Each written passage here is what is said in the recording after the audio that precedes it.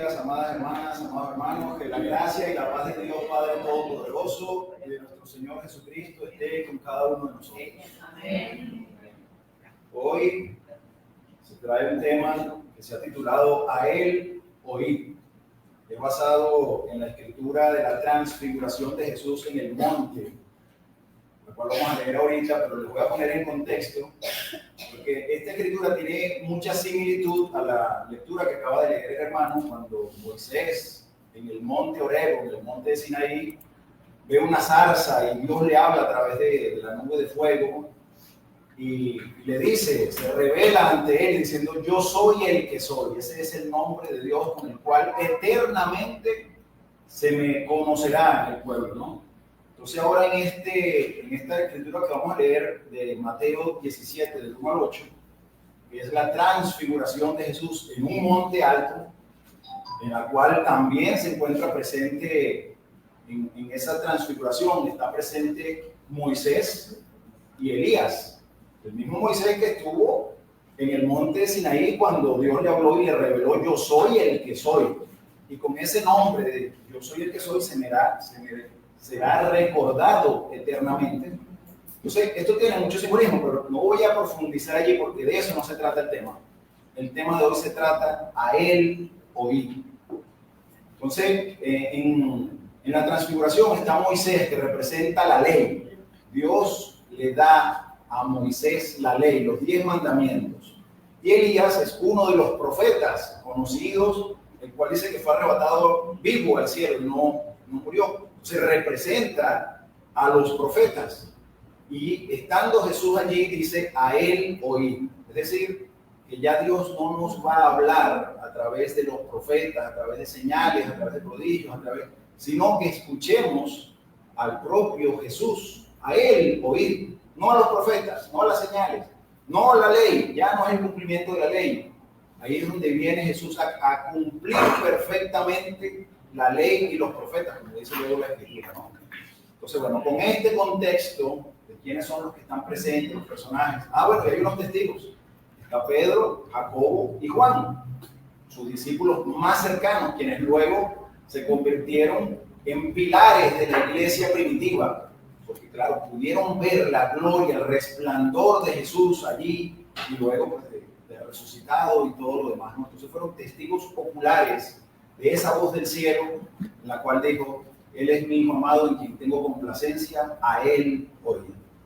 Pero bueno, antes de empezar con el tema, vamos a pedirle a Dios en oración que me guíe, que me utilice, que me dé palabras de sabiduría y que ustedes los mantenga atentos, despiertos, alerta, para que sea la palabra de Dios la que toque y transforme sus corazones.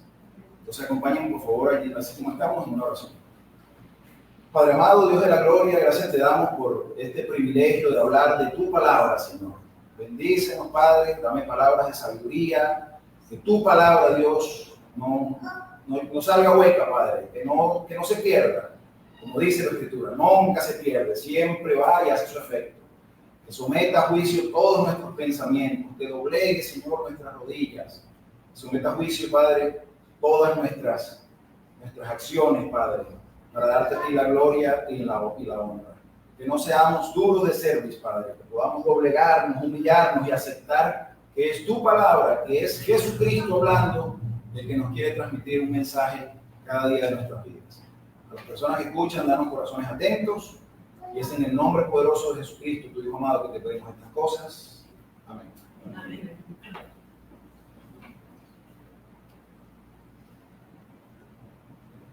A él oír. Vamos a leer, por favor, en Mateo capítulo 17, del 1 al 8.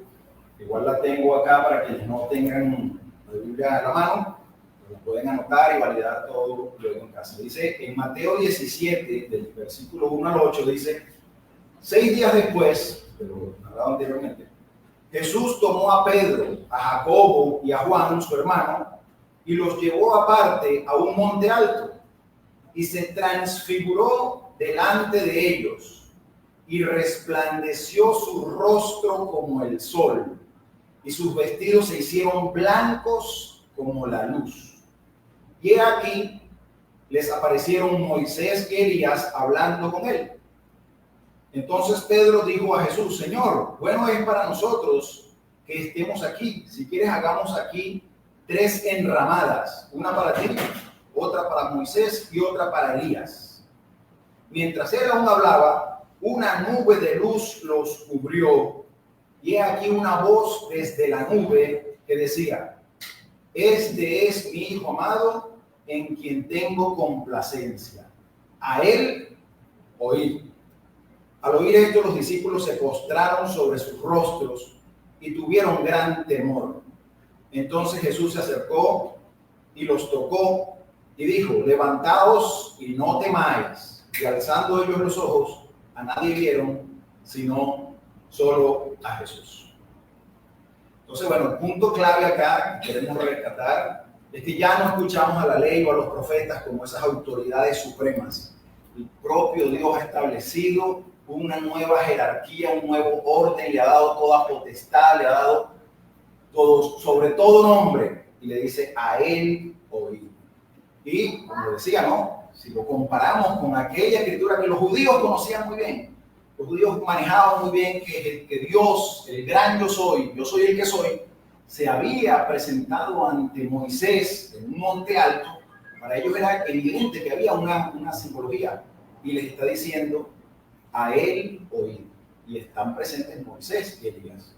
Entonces, ese es el primer punto, y luego en el autor de los Hebreos lo confirma, ¿no? Que ya Dios no nos hablará a través de señales y prodigios, sino a través de su Hijo único, nuestro Señor Jesucristo.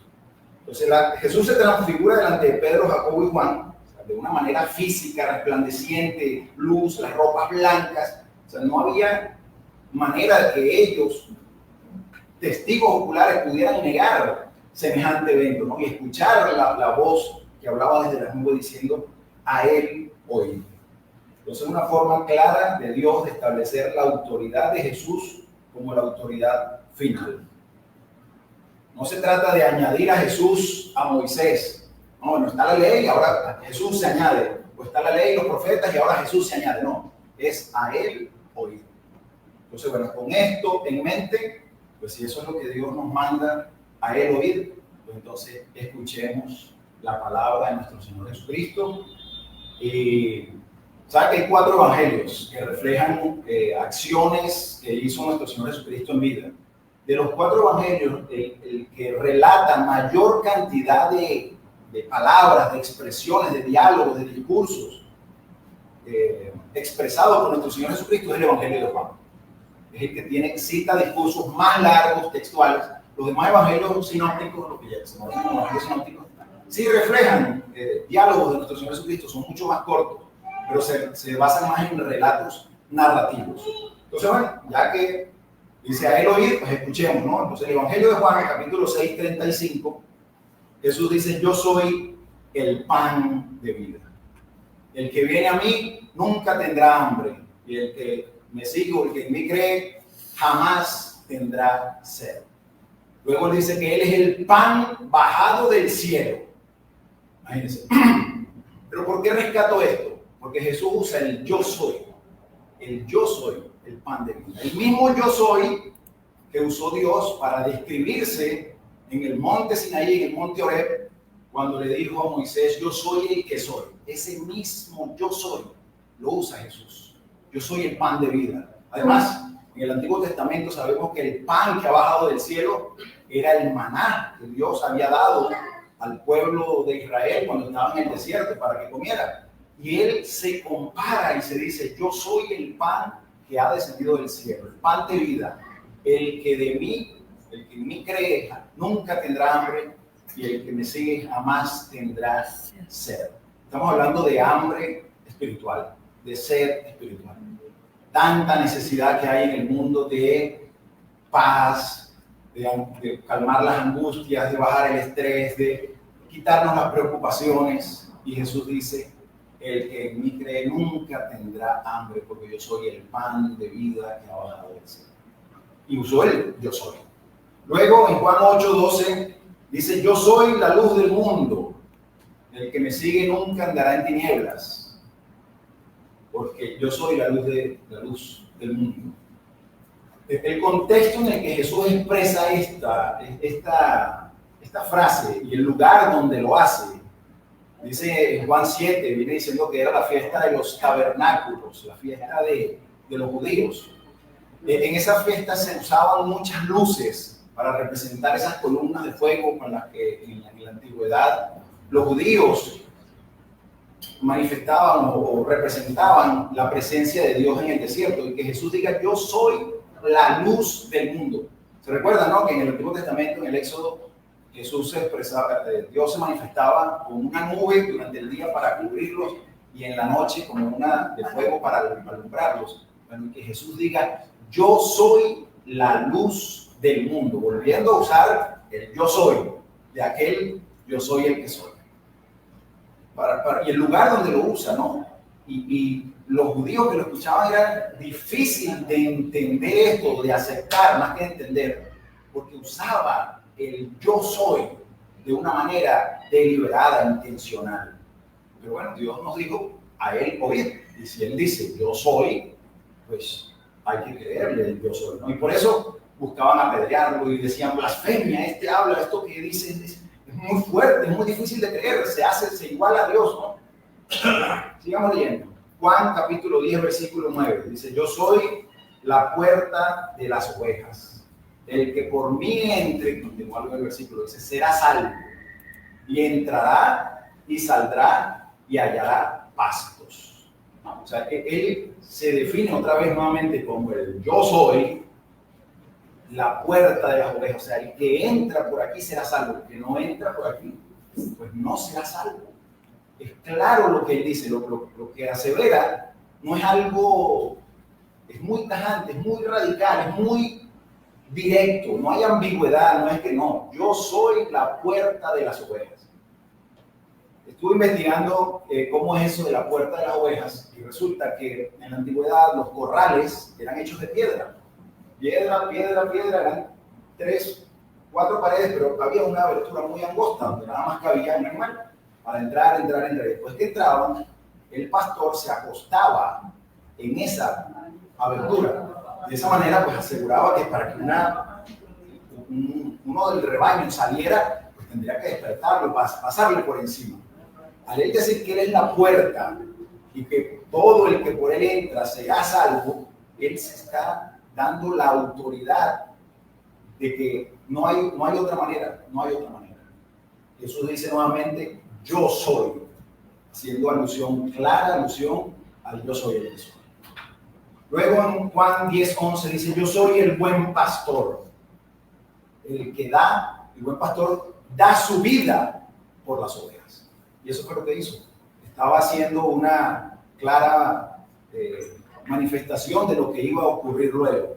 Entonces, si Jesús es el buen pastor y él da la vida por sus ovejas, y vuelve a hacer clara alusión al yo soy, pues, fíjense, y hay otra escritura, me hace recordar aquí cuando dice, Jesús dijo, no hay mayor amor que dar la vida por sus amigos. Entonces, wow, somos, o Jesús es amigo nuestro, porque si dio la vida por nosotros, Jesús es amigo nuestro. Ahora, si nosotros somos amigos de Jesús, va a depender de cómo nosotros nos estamos comportando, obedeciendo, actuando. Pero Él dio la vida por sus amigos. Dice que el buen pastor pone su vida por las ovejas. Entonces, imagínense qué gozo poder decir que Jesús es amigo nuestro, ¿no? Si hubiera un cantante famoso, el presidente, el gobernador, y uno lo conociera de la infancia, a cualquiera le dirían, oye, ¿sabes qué? El gobernador es amigo mío, estudió conmigo en la escuela, o sea, nos llenaría de orgullo, de alegría poder expresar a otras personas que tal persona es amigo nuestro. Entonces, ¿por qué nosotros no sentimos ese gozo, esa alegría? Vean a su hermano o hermana que tienen al lado y díganselo allí sin mucho escándalo. Dígale, hola, Jesús es amigo mío. Dígaselo, Jesús es amigo mío. Claro que sí, con gozo, con alegría. No hay mayor amor que dar la vida por sus amigos. Jesús dio la vida por mí, así que Jesús es mi amigo. Ahora, ¿quiero yo ser amigo de Jesús? Bueno, a Él oír para ver cómo me convierto en amigos de Jesús. Pero bueno, sigamos acá con el yo soy, yo soy, yo soy.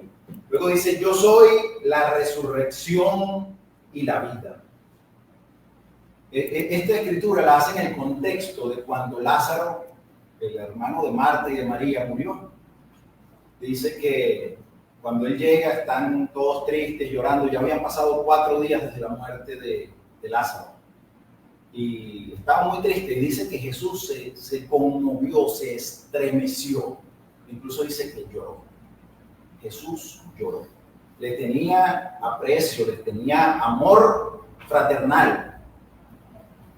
Y él dice en esa frase, dice, yo soy la resurrección y la vida. El que en mí cree, aunque esté muerto, vivirá. Y el que en mí cree y aún no haya muerto, no morirá eternamente. El que en mí cree y viva, no morirá eternamente. Yo soy la resurrección y la vida. Una vez más volviendo a decir el yo soy. Yo entiendo, ¿no? Como decía en la escritura, dice, así me recordará eternamente el pueblo, como yo soy el que soy. Esto debía chocarle. Y no solamente lo decía, sino que luego lo demostraba con acciones, para demostrar que sí tengo la autoridad, el poder, la potestad. ¿Qué dijo a Lázaro? De Lázaro, abre la puerta y dice, ven, adelante, sale. Y resucitó a Lázaro para demostrar el gran poder y autoridad que Dios había conferido sobre él. Luego en Juan 14:6 dice, yo soy el camino, la verdad y la vida. Solamente a través de mí se llega al Padre. ¡Wow!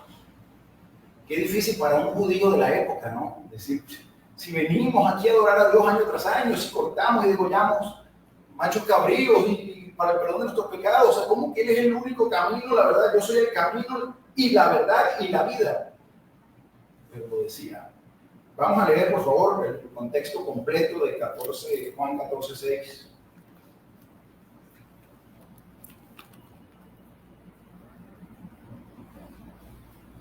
Evangelio de Juan, capítulo 14.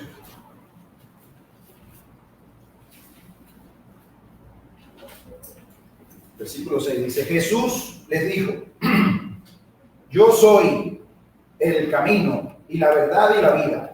Nadie viene al Padre sino por mí. Si me conocéis, también a mi Padre conocéis. Y desde ahora le conocéis y le habéis visto. ¿Qué está diciendo Jesús? ¿Cómo que lo conocéis y lo habéis visto? Sí, está en él, está claramente mostrando, yo soy el camino y la verdad y la vida. Nadie viene al Padre sino por mí. Si me conocéis, también a mi Padre conoceríais. Y desde ahora le conocéis y le habéis visto. Felipe le dijo, Señor, muéstranos al Padre y nos basta. Jesús le dijo, tanto tiempo hace que estoy con vosotros y no me has conocido, Felipe. El que me ha visto a mí, ha visto al Padre. ¿Cómo pues, dices tú, muéstranos al Padre? ¿No crees que yo soy en el Padre? Otra vez volvió a decir el yo soy. ¿No crees que yo soy en el Padre y el Padre en mí? Bueno, es increíble porque San Felipe era pues, uno de sus seguidores, ¿no? Y aún así todavía pues costaba un poco que lo entendieran, pero Jesús no dejó duda de quién era, de dónde vengo, a dónde voy. Él sabía y por eso expresó lo que expresó. Y por último, Juan 15:1, son los 7 yo soy que usó en el Evangelio de Juan. Dice, yo soy la vid verdadera. Según el Antiguo Testamento, la vid era el pueblo de Israel. En varias escrituras se menciona a Israel como la vid, donde Dios había plantado y esperaba que diera fruto, pero producto de sus acciones, pecados y desobediencia, no daba fruto. Y los profetas decían y se lamentaban que Israel no daba fruto. Y Jesús dice, yo soy la vid verdadera. Ya no es el pueblo de Israel, el pueblo elegido, los únicos que alcanzarán la salvación, ¿no? Ahora soy yo y es a través de mí que se va a alcanzar la salvación. Y vuelve a expresar el yo soy. Un par de escrituras más donde en el Evangelio de Juan se habla del yo soy. En Juan 8:58 dice, antes que Abraham fuese, yo soy. Y lo acusaron de blasfemia. Y blasfemia pues era porque se hacía igual a Dios. Y se rasgaban las vestiduras los fariseos porque era muy duro de escuchar que él dijera el yo soy. En Juan 10:30 dice, yo y el Padre uno somos. Y en Juan 14:9 dice, el que me ha visto a mí, ha visto al Padre. Luego en Apocalipsis pues también habla de que yo soy el alfa y el omega, el principio y el fin. Porque no es el yo soy el principio y el fin, el alfa y el omega. No temas, yo soy el primero y el último. Bueno, cualquier ateo podría decir que solamente el Evangelio de Juan es el que recoge este yo soy. Digo un ateo porque pues, todos los que somos cristianos creemos que toda escritura ha sido inspirada por Dios y es útil para enseñar, para redarguir, para corregir, para que todo hombre esté capacitado, ¿verdad? Para toda buena obra, pues no ponemos en duda que el Evangelio de Juan fue inspirado por Dios. Pero un ateo podría decir, solamente el Evangelio de Juan es el que revela esto, ¿no? Entonces, ahorita vamos a ver unas escrituras en otros evangelios sinópticos donde revelan que Jesucristo fue muy claro al manifestar quién era, ¿no? Y recordemos que es a él oír, y ya él lo dejó claro. Bueno, hay un autor irlandés famoso, C.S. Lewis, no sé si lo habrán escuchado. Él es irlandés, luego se hizo de nacionalidad inglesa en Inglaterra, autor de varias figuras literarias, escrituras, novelas, considerado uno de los escritores más influyentes del siglo XX. Era ateo, luego se convirtió al cristianismo después de grande, ya bastantes años de edad, y él, después de estudiar las escrituras, además era profesor de la Universidad de Oxford y de la Universidad de Cambridge. O sea que digamos, en el mundo intelectual era una persona considerada influyente, una persona con más de 2 dedos de frente, una capacidad de análisis. Bueno, él llegó a la conclusión de lo que él denomina un trilema. Después de haber estudiado las escrituras, dice, bueno, aquí no hay más opción. O Jesús es el Señor, es Dios, o es un mentiroso, o era un lunático. Porque alguien que asegura decir lo que decía de sí mismo, pues estaba convencido que era Dios, era el Señor de señores, el Rey de reyes, el principio y el fin, el alfa y el omega. O si lo hacía deliberadamente, mintiendo, sabiendo que no era, pues era un mentiroso. No podía ser un buen maestro, un buen profeta, era un mentiroso. O pues era un lunático, porque si creía que era el Señor, pero no lo era, pues bueno, estaba confundido, estaba medio desviado, ¿no? Perdido. Y ese es el trilema que él llama, ¿no?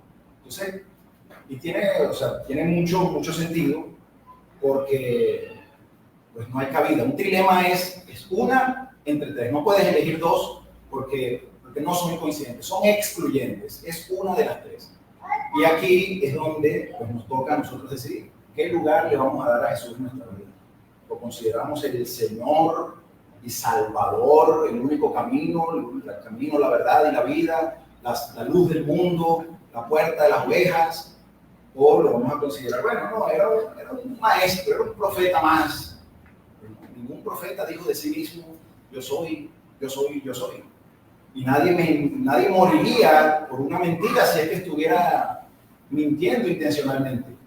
Y si hubiera estado divagando en sus ideas, creyendo ser algo que no era, pues no hubiera podido hacer las otras clases de milagros, y señales y prodigios que hizo. Porque ¿quién fuera de su sano juicio podía tener una vida intachable, una conducta irreprochable, sin pecado, porque no fue encontrado pecado alguno sobre él? Entonces, la pregunta para ti es, ¿qué lugar le estás dando tú a Jesús hoy en tu vida? Palabra de Dios, ¿eh? A él oído. Vamos a seguir ahora después del trilema. La solución al trilema. Bueno, en primera carta de Corintios 15, del 3 al 8, dice que después que Jesús resucitó, más de 500 personas fueron testigos oculares. Ya se podrán imaginar el evento más fenomenal ocurrido en la zona, que Jesús resucitó, el que murió, el que apenas hace 3 días. ¿Cómo se correría la voz todo el mundo? Sí, yo lo vi. 500 personas fueron a su casa. Ese mismo día ya más de 5 personas cada quien le contó en su círculo familiar. O sea, cómo se fue propagando la voz. Y sí. Y luego se le presentó a muchos más a los discípulos. Estuvo con ellos varios días antes de la asunción al cielo. Entonces, otra de la solución al trilema es que unos discípulos cobardes, miedosos, temerosos, que negaron a Jesús, que se escondieron, que lo dejaron solo en el momento de la crucifixión, luego fueron transformados a tal punto de dar sus vidas por el mensaje, por evangelizar, por llevar la palabra de Dios, el evangelio de su muerte, sepultura y resurrección. Todos los 12 apóstoles, después que sustituyen a Judas con Esteban, todos los 12 murieron de manera perseguidos, señalados, acusados. Entonces, ¿quién podría morir por una mentira? ¿Quién de esos 12 discípulos también seguirían una mentira y hablando de algo que no estaban convencidos? Sí, lo habían visto.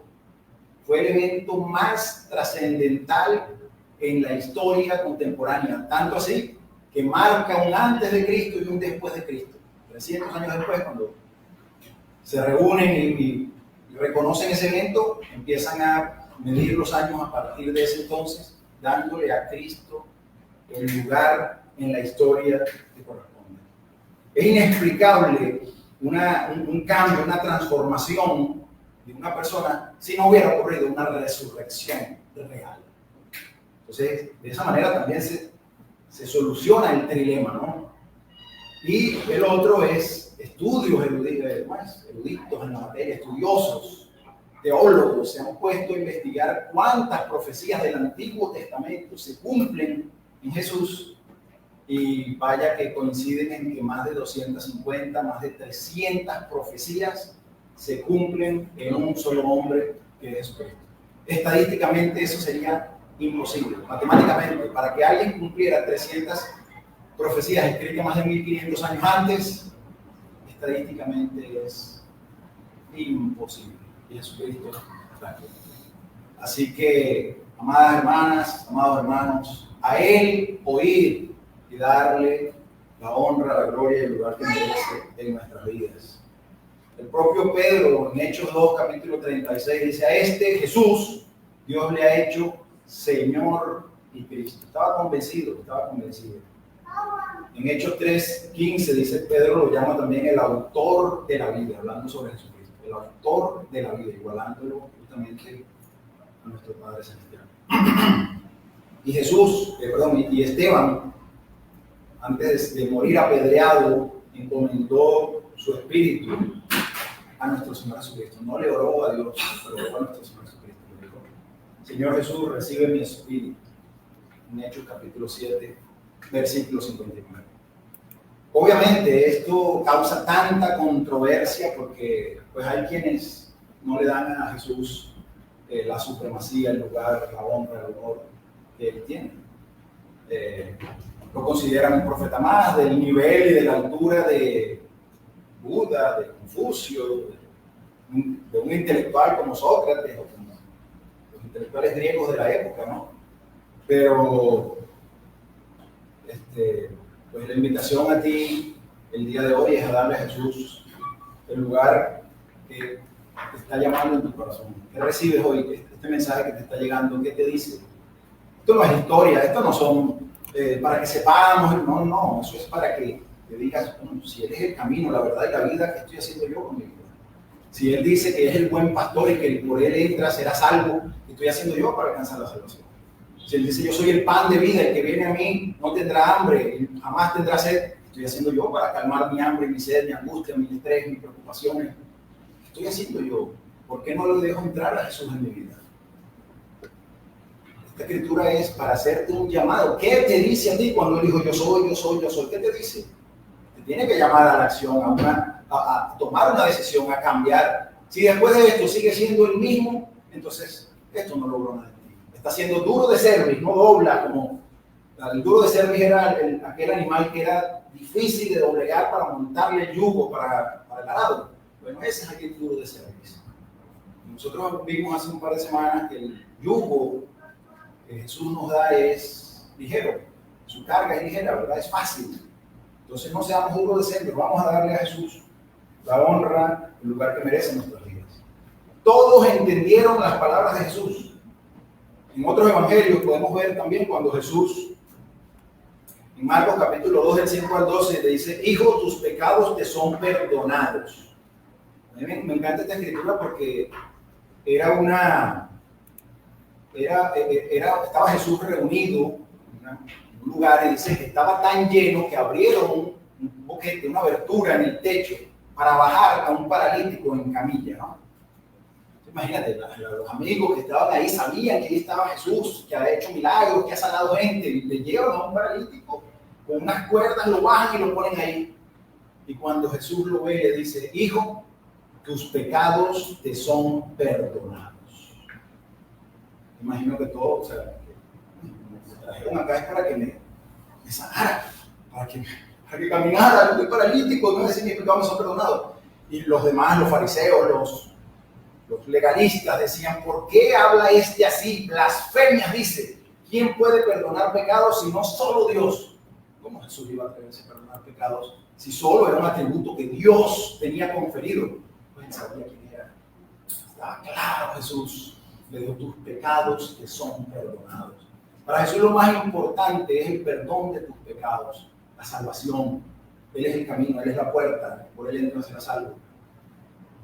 Y ante tanta duda, Jesús le dice, ¿qué es más fácil decir al paralítico? ¿Tus pecados te son perdonados? O decirle, levántate, toma tu lecho y anda. Pues para que sepáis que el Hijo del Hombre tiene potestad en la tierra para perdonar pecados, dijo el paralítico, a ti te digo, levántate, toma tu lecho y vete a tu casa. Y puse en negrita el Hijo del Hombre porque es en clara referencia a una profecía escrita en Daniel, capítulo 7 del 13 al 14, donde había una visión y decían que vio a uno como un hijo de hombre que vivía en las nubes y venía a gobernar y que estaba delante del anciano de días, estaba delante de Dios. Y dice que lo hicieron acercarse delante de él y le fue dado dominio, gloria y reino para que todos los pueblos y naciones le sirvieran. Esa profecía estaba mencionando Daniel en el Antiguo Testamento, vi a uno como hijo de hombre. Lo conocían muy bien los judíos. Y él se hace llamar el Hijo de Hombre. Claro que le estaba diciendo, yo soy aquel que habla la profecía, el Hijo del Hombre, el Hijo de Hombre.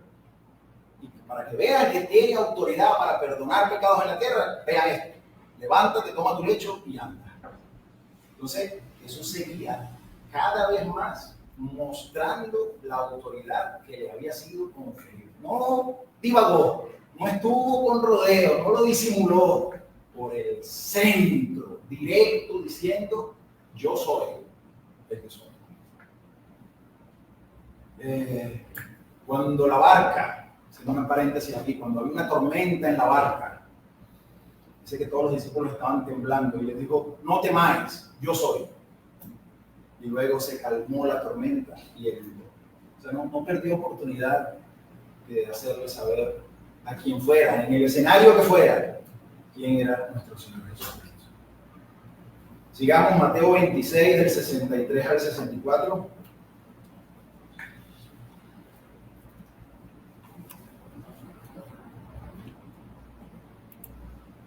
Dice, tú lo has dicho y además os digo que desde ahora veréis al Hijo del Hombre, otra vez volviendo a usar al Hijo del Hombre, sentado a la diestra del poder de Dios y viniendo en las nubes del cielo. Esta respuesta la hizo ante la pregunta, ¿eres tú el Hijo del Dios? Dijo, tú lo has dicho. Tú lo has dicho. Y además os digo que desde ahora veréis al Hijo del Hombre sentado a la diestra del poder de Dios y viniendo en las nubes del cielo. Entonces el sumo sacerdote rasgó sus vestiduras. Era demasiado para él escuchar esto. Era imposible decir esto. Decía, ha blasfemado. ¿Qué necesidad tenemos de testigos? He aquí ahora mismo habéis oído su blasfemia. Para ellos era inaceptable que alguien se hiciera igual a Dios y rasgó sus vestiduras. Mateo dice, en Mateo 11, 27 dice, nadie conoce al Hijo sino el Padre. Es decir, el Padre lo conoce a él. Ni al Padre, es decir, nadie conoce al Padre, ni al Padre conoce a alguno sino el Hijo. Es decir, él era el único que conocía al Padre y el Padre lo conocía a él. Como dice en la otra escritura, el Padre y yo, uno somos. Bueno, conclusión, amada hermana, amado hermano. La voz del cielo dijo a él oír. Le pregunto, ¿estás escuchando? ¿Qué te dice a ti hoy Jesús? ¿Qué te dice? ¿Qué te llama? ¿Qué te invita? ¿Lo vas a seguir viendo como una figura histórica, un cuadro, un mártir? ¿De qué sirve un mártir muerto? ¿De qué sirve? ¿Cuántos héroes de independencia dieron la vida antes de lograr la independencia? Y okay, lo recordamos en los libros de historia y ya, ¿de qué sirve? Pero este mártir, este sacrificio que Jesús hizo y luego resucitó, retomó la vida, porque dice, la doy porque tengo el poder de volver a tomarla. Y así lo hizo. Entonces, ¿qué te dice a ti hoy? Entregó su vida por sus amigos. Quiere ser amigo de Jesús, que es amigo tuyo. Aún es amigo de aquel que aún no ha sido bautizado, porque dio la vida por pecadores, por impíos, por todos, justos e injustos, si es que hubiera algún justo. Pero somos nosotros amigos de Jesús. ¿Qué voy a hacer yo para ser amigo de Jesús? Obedecerlo, seguirlo, honrarlo, glorificarlo, hablar de Él hasta el último día de nuestras vidas, porque si no lo hiciéramos, las piedras hablarían. Si lo hiciéramos, los siervos inútiles somos porque simplemente estamos haciendo lo que nos mandó a hacer. Entonces, Jesús te invita hoy a venir a su reino, no te fuerza, no te obliga, simplemente te lo expone y te lo deja. Tú decides abrir o no las puertas de tu corazón. Para Dios sea toda la gloria y la honra. Que Dios le bendiga. Amén.